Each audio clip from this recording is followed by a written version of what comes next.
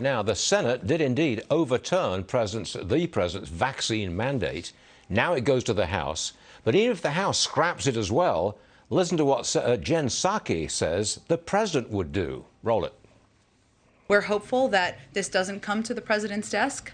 I can't make a prediction of that. I'd leave that to the vote counters or the whip counters in the House. But if it comes to his desk, he will veto it. He will veto it, says Psaki. All right. Fred Keller is the Pennsylvania Republican who joins us now.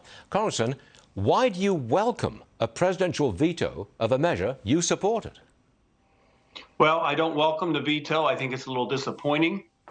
We have bipartisan support in the Senate, and I'm working with my colleagues in the House. We have all the Republicans on it, and I've had some very constructive conversations with some Democrats, and I'm hopeful that we can have our resolution come out of the House within the next month, and the president's going to have to make a decision on whether or not he's going to support the American people and have the respect for them, or he's going to go it alone and rule over them. Well, as I understand it, you kind of welcomed it, a veto, on the grounds that it would make the president look bad, because a lot of people in America do not want these kind of vaccine mandates. You think it'll make the president look bad if he vetoes it? Well, I think it would, but more importantly, the reason we're doing this is to stand up for the American people.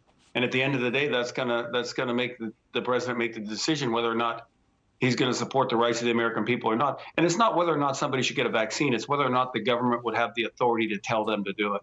Okay. Do you want to get rid of all mandates? That would be for government workers, for defense workers, healthcare workers, private sector workers. No mandates at all. Is that where you're coming from? That's exactly where we're coming from. This is not a point where the government should be telling people what they can do and taking away their constitutional rights. But you are in favor of vaccination and boosters, I take it, just not telling people what to do.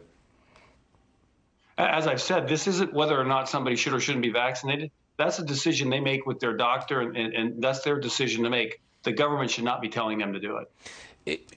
From our point of view, this is a financial program, basically. And from our point of view, the vaccine mandates will reduce the labor force in a variety of industries at a time when we don't have enough workers in those industries. The result is inflationary, actually, because you're interrupting the supply chain, you're interrupting the wage cycle. It is inflationary. And there's another reason to ban these vaccine mandates. You're 100% correct. It's going to put a strain on businesses, small businesses, medium-sized businesses. And these are the people that created the greatest economy the world had ever seen. They're the people that went to work every day, many of them, through this pandemic, and got America through the pandemic, kept us going, and now this is the thanks the president wants to give them. All right, Congressman Fred Keller, Republican, Pennsylvania. Thanks for joining us, sir. We appreciate it, and we wish you luck getting this thing through.